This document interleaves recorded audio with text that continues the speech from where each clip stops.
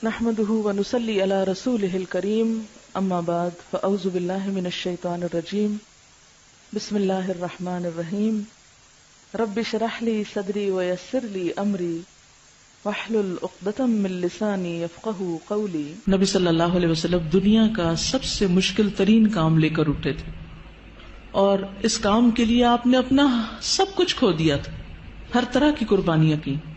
آپ کا بزنس اور آپ کی قوم کی ناراضگی، خاندان کی ناراضگی، اور اس کے علاوہ بھی بہت سی تکلیفیں، ہجرت، جہاد، کئی چیزیں، اور آپ کے بعد جو بھی اس راستے پہ چلتا ہے اس کو مشکلات آتی ہیں، کبھی معاشی پریشانی آتی ہیں، کبھی اولاد کا مستقبل تاریک نظر آتا ہے، کبھی لوگ ناراض ہوتے ہیں، رشتہ دار ناراض ہوتے ہیں، کبھی ساتھی کم ہو جاتے ہیں۔ ایسی صورت میں انسان کو کبھی بھی گھبرانا نہیں چاہیے۔ یہاں نبی صلی اللہ علیہ وسلم کو تسلی دی جا رہی کہ ہم نے آپ کو کوثر عطا کی ہے، لہٰذا آپ شکرانہ ادا کیجئے، نماز پڑھیے، قربانی کیجئے۔ آپ کا جو دشمن آپ کے خلاف ہے وہ آپ کا کچھ نہیں بگاڑ سکتا۔ حضرت انس رضی اللہ عنہ کہتے ہیں کہ آپ ہمارے درمیان مسجد میں تشریف فرما تھے کہ آپ پر ہلکی سی اونگ طاری ہو گئی، پھر آپ نے مسکراتے ہوئے سر مبارک اٹھایا تو ہم نے عرض کی کہ آپ کیوں مسکرا رہے ہیں؟ آپ نے فرمایا انزلت علی آنفا سورۃ، میرے اوپر ابھی ابھی ایک سورت نازل ہوئی ہے۔ پھر آپ نے بسم اللہ پڑھ کر سورت سنائی اور سورت سنا کر فرمایا اتدرون ما الکوثر، یعنی تلاوت بھی سنا دی اور پھر وضاحت بھی ساتھ ہی کر رہے ہیں، تعلیم دے رہے ہیں، کیا تمہیں معلوم ہے کوثر کیا ہے؟ تو لوگوں نے عرض کیا اللہ اور اس کا رسول ہی بہتر جانتے ہیں۔ فرمایا وہ ایک نہر ہے جس کا اللہ نے مجھ سے وعدہ کیا ہے، اس میں خیر کثیر ہے۔ اس نہر میں کیا ہے؟ خیر کثیر ہے۔ در حقیقت یہ ایک حوض ہے جس پر میری امت قیامت کے دن آئے گی، اس کے برتنوں کی تعداد آسمان کے تاروں جتنی ہوگی، اور اس سے کچھ لوگوں کو ہٹا لیا جائے گا تو میں کہوں گا کہ یہ میری امت ہے، تو مجھے بتایا جائے گا کہ آپ کو نہیں معلوم کہ آپ کے بعد انہوں نے دین میں کیسی کیسی نئی چیزیں نکال لی تھی۔ صحیح مسلم کی روایت ہے۔ بہرحال سورت کا محور یہ ہے، مرکزی مضمون یہ ہے کہ آپ صلی اللہ علیہ وسلم پر نعمتوں کا ذکر ہے، آپ کے مقام کی فضیلت کا بیان ہے، اور اس کے بعد آپ کو کیا کرنا چاہیے اس نعمت اور فضیلت کو پا کر، اس کا ذکر ہے کہ آپ شکرانے کے طور پر اللہ کی عبادت کریں اور بندوں کے حقوق کا خیال رکھیں۔ اس میں ہم دیکھتے ہیں کہ پچھلی سورت میں 4 چیزوں کی بات تھی، یا 4 خاص باتیں تھیں، جس میں سب سے پہلے تو بخل کا ذکر تھا کہ ایک شخص یتیم کی ضرورت پوری نہیں کرتا، مسکین کی نہیں کرتا، ان کو ذلیل کرتا ہے۔ دوسری چیز نماز میں غفلت کی بات تھی۔ تیسری چیز دکھاوے کی بات تھی۔ چوتھی چیز یمنعون الماعون، لوگوں سے خیر روکنے کی بات تھی۔ اس صورت میں 4 چیزوں کے کرنے کی بات ہے۔ سب سے پہلے بخل کے اپوزٹ کیا ہے؟ الکوثر، خیر کثیر، کہ اللہ سبحانہ وتعالیٰ نے آپ کو خیر کثیر عطا کی، خیر روکی نہیں آپ سے۔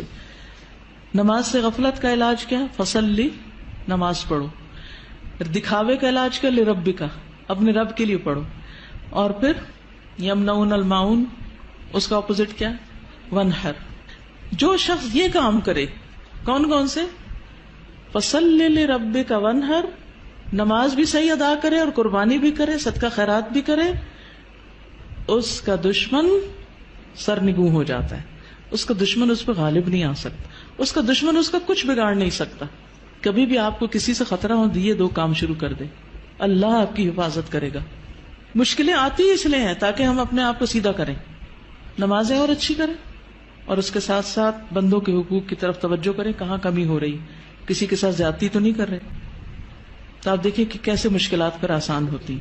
آپ کے خلاف بولنے والے اور آپ کے بارے میں باتیں کرنے والے خود ہی خاموش ہو جائیں گے۔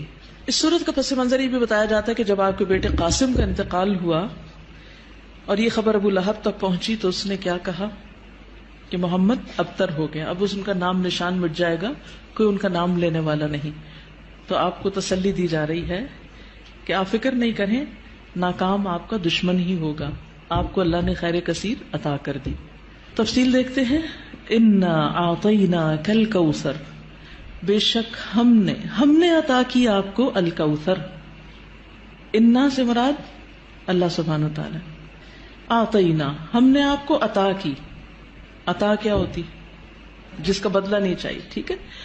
الکوثر، کوثر، الکوثر جو ہے یہ جیسے میں نے پہلے بھی عرض کیا، ایک ہے خیر کثیر، کثرت سے خیر عطا کی، بہت زیادہ بھلائی، بہت نعمتیں آپ کو عطا کی، اور انہی میں سے ایک نعمت نہر کوثر ہے یا حوض کوثر ہے۔ بعض کے خیال میں ایک ہی چیز ہے، بعض کے خیال میں دو ہیں۔ نہر جنت میں ہے، حوض عرصات یوم القیامہ میں ہے، یعنی حشر کے میدان میں ہے۔ اور نہر کوثر سے پانی آ رہا ہے کس میں؟ حوض میں، اور اس کی مسافت کتنی ہے؟ 1 مہینے کی لمبائی پہ لمبا اور 1 مہینے کی لمبائی پہ چوڑا، اس کی لمبائی چوڑائی اتنی ہے۔ اور جو نہر کوثر ہے جنت کی نہر، اس کے دونوں کنارے سونے کے ہیں، موتیوں اور یاقوت کا فرش بچھا ہے، مٹی کستوری سے زیادہ خوشبودار، پانی شہد سے میٹھا ہے، دودھ سے زیادہ سفید، مکھن سے زیادہ نرم، برف سے زیادہ ٹھنڈا۔ دنیا میں جو آپ کو بہت ہی پسند ہے اس کی کچھ مشابہت نظر آتی۔ اور حوض کوثر جو ہے میدان حشر میں، اس کے کناروں پر کیا ہے؟ پیالے ہیں، کتنے؟ ستاروں کی تعداد میں۔ جو ایک دفعہ اس سے پانی پیے گا وہ کبھی بھی دوبارہ پیاسا نہیں ہوگا، لیکن اس سے کس کو ہٹا دیا جائے گا؟ جو بدعت کرنے والا ہو، یا جو آپ سے دشمنی رکھنے والا ہو، آپ سے بغض رکھنے والا ہو، اس کو وہاں نہیں آنے دیا جائے گا۔ یا جو آپ کے دین سے بغض رکھنے والا ہو، نماز سے نفرت ہے، صدقہ خیرات سے، دین کا ہر کام میں مصیبت لگتا ہے۔ ایک یہ ہے کہ بوجھل ہونا، اچھا آپ سو کے اٹھے ہیں تو آپ کو بوجھل لگ رہا ہے نماز پڑھنا، وہ ایک فطری سی بات ہے، آپ تھکے ہوئے ہیں یا نیند پہ ہیں۔ لیکن ایک یہ ہے کہ دل سے نماز کی چاہت ہی نہ ہونا۔ نبی صلی اللہ علیہ وسلم فرمایا کہ نماز میری آنکھوں کی ٹھنڈک ہے۔ ہمارے نزدیک نماز کا مقام کیا؟ ہم میں سے ہر ایک کو سوچنا چاہیے، میری زندگی میں نماز کا مقام کیا؟ مجھے نماز سے کتنی محبت اور چاہت ہے، کتنے شوق سے میں اس کی طرف جاتی ہوں، یا نماز بس خانہ پوری کی حد تک پڑھتی، کیونکہ یہ ہماری ایمان کا امتحان ہے اس میں۔ بہرحال یاد رکھیے، جس نے آپ صلی اللہ علیہ وسلم سے دشمنی رکھی، جس نے آپ سے بغض رکھا، جس نے آپ کی شریعت سے بغض رکھا، اس کے لیے پھر کوئی خیر نہیں، کوئی برکت نہیں، وہ حوض کوثر پر نہیں آ سکے گا۔